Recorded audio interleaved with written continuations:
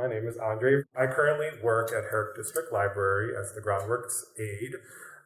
The Groundworks department is a technology / creative center where people can come and seek advice and help on technology related things. So it's very fun. I grew up in New Jersey. After I graduated from college, I moved to New York and I enjoyed my time there. And then a few years later, I met my husband, Karl, who is originally from Holland.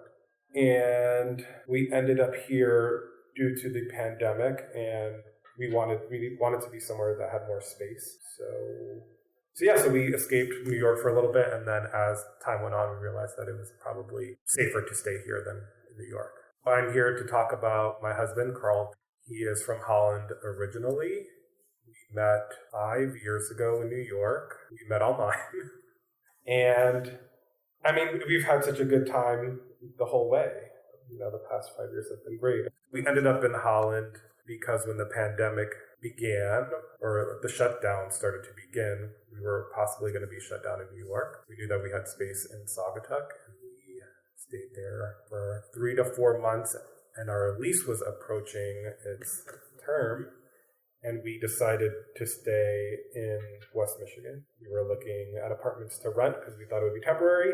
And then we looked at an apartment and just thought we wanted more space, so we decided to buy a house. Now we're here a little longer than we expected, but we're having a really good time along the way. So funny enough, we met online, and I remember distinctly because it was New York City Gay Pride weekend, and I was in Nashville, and we started talking.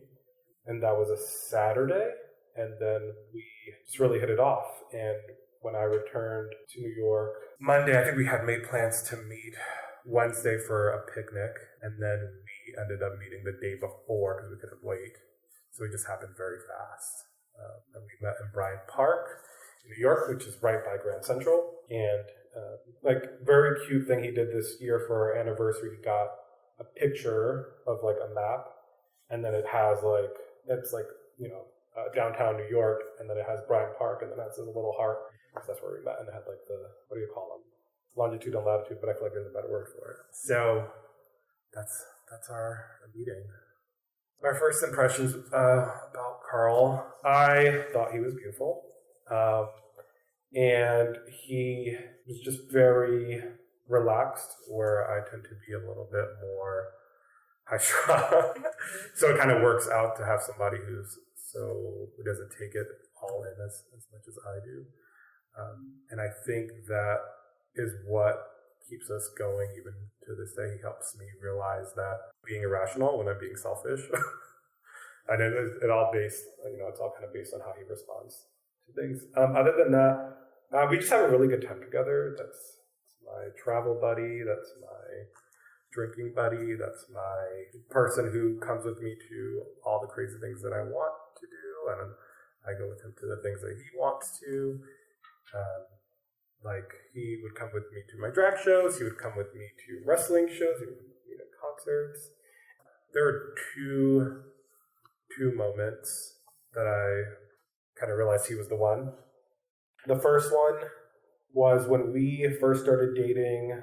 I brought him with me to my church, and we were making our coffees, and the pastor says, we have a group visiting from Holland, Michigan today. And we kind of just looked at each other and was like, what are the chances, people from your hometown being here? And so that was this funny story that kind of impacted, wait, this is kind of like a wink from the man upstairs. And I really loved that. And then 2 years later, same situation happens again. Again, the group is visiting from Holland, Michigan, and they only do it every other year. And so we both were there both times when that happened. And then when we bought our house, the sister church to our church in Brooklyn is across the street from our home. So I was so that kind of ties back into Holland and how we ended up, how we love it and why it loves us and all that. So that's one story of when I realized he was the one. And then the second was when he was diagnosed with cancer 4 months into our relationship, and he called me and he was terrified. and I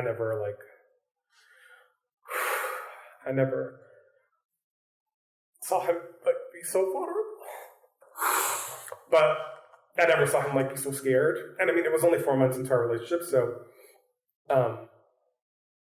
it was crazy. It was wild, and I remember like going to therapy, and I was like, I do love him, but like, do I say that? Like, it's only been 4 months. Like, is that too soon? And then I did it, and I was like, I have nothing to lose here. And Karl was saying, like, if you want to break up with me, like, I get it. And then I was like, no, wait, what? I already I want to be with you, and that was a moment that just kind of like that experience of going through cancer together was like very bonding, and I mean, that's my best friend, and I know that we can survive anything. One thing I'd like to share that I think is important throughout this experience in Holland is I don't know how long we're going to be here, but I do know that we're here to make an impact. Karl grew up here.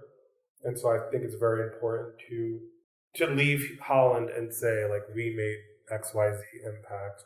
And so that means whether we are talking to LGBT youth, we just need someone to understand their current experience and someone to talk to.